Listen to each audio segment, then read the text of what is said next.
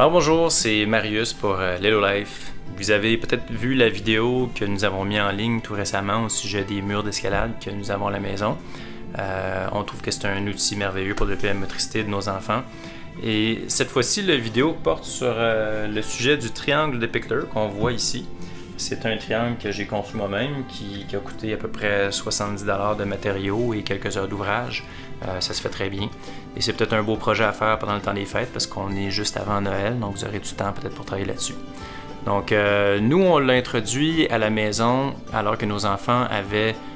Lohan avait 2 ans et Laetitia 3 ans.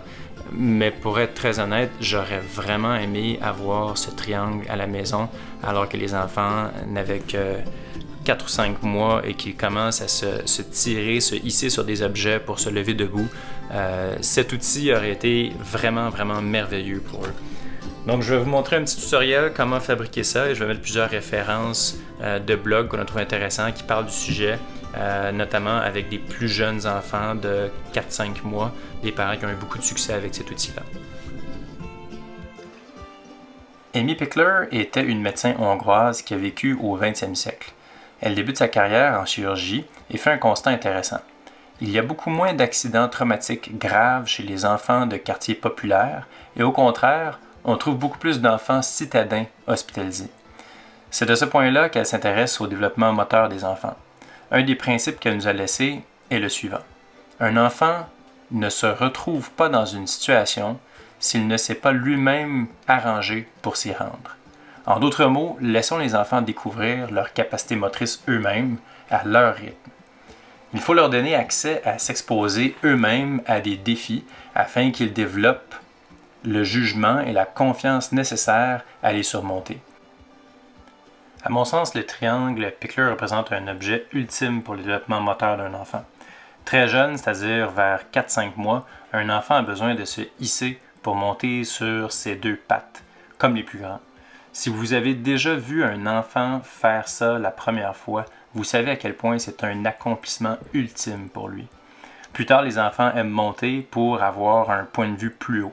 Grimper, c'est naturel et s'ils sont laissés à explorer à leur rythme, ils ne grimperont pas au-delà de leur capacité. Encore plus tard, on remarque qu'ils découvrent beaucoup de choses sur l'équilibre dynamique.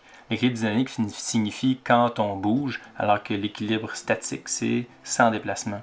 Monter et descendre de l'autre côté du triangle représente tout un accomplissement et vous constaterez à quel point les enfants sont fiers de le faire.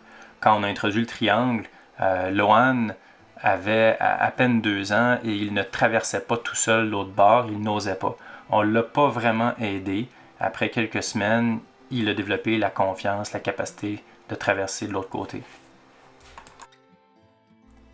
Voici les morceaux requis pour un module comme le nôtre. Nous avons choisi de faire un peu plus large et légèrement plus haut que ceux que j'ai vus en général sur d'autres blogs, tout simplement pour optimiser en fonction des dimensions standards de matériaux que j'ai trouvés en quincaillerie. Les poutres de soutien sont des 2x3, les 2 longues font 48 pouces et les 2 courtes font 44 pouces. Les coins sont arrondis des 2 bords, on se doit d'arrondir autant que possible chaque extrémité, question de sécurité. Les triangles qui donnent l'angle ont une base de 12 pouces et la hauteur du triangle fait 11 pouces. Encore une fois, le tout se doit d'être bien sablé. Les barreaux sont installés à tous les 7 pouces en commençant par un barreau tout à fait en haut, à environ 1 pouce du sommet de la poutre la plus haute. Avec un espacement de 7 pouces et les mesures que j'ai choisies, 48 pouces et 44 pouces de longueur, le tout est espacé convenablement, il y a juste le premier barreau qui est un peu plus bas. Notez que dans les images, on voit un trou de trop. J'ai fait une erreur, n'oublions pas measure twice, cut once. Les barreaux que j'ai choisis sont des 1 pouce de diamètre et j'irai pas plus bas que ça, malgré que plusieurs blogs recommandent des 3/4 de pouce, je trouve que c'est pas suffisant. Je recommanderais même de prendre du 1 pouce 1/8 pour plus de rigidité. Comme ils viennent en longueur de 6 ou 4 pieds, j'ai décidé que mon triangle serait plus large que la plupart de ceux que j'ai vus sur les blogs. Il fait 3 pieds, donc 36 pouces de large. Beaucoup de modèles ne font que 30 pouces. Si vous avez plusieurs enfants, je recommande fortement de prendre 36 pouces parce qu'ils vont souvent y aller ensemble. Il y a donc plus d'espace pour 2 enfants dessus. Finalement, au sujet de la quincaillerie, ça dépend vraiment de ce qui est disponible localement, mais en gros, il faut s'assurer que rien ne dépasse. J'ai donc soigneusement encastré les boulons normaux et les papillons aussi sont encastrés à l'intérieur du 2x3. J'ai noté aussi que beaucoup de modèles se limitent à simplement coller les barreaux. J'ai décidé de les visser en plus avec des vis à tête rondelle. C'est plus solide et ça donne un beau fini. La peinture, c'est pas obligatoire, mais tout ce que je fabrique pour les enfants est teint puis verni avec un vernis à base d'eau, donc non toxique. Le vernis plus durable que j'ai trouvé à date est un vernis de plancher de bois. C'est un peu plus cher, mais c'est très très durable. Alors voilà, c'était le petit vidéo de la construction du triangle Pickler et des avantages qu'il procure. C'est un très beau projet qui prend certainement une bonne journée à compléter, un peu plus si vous peinturez.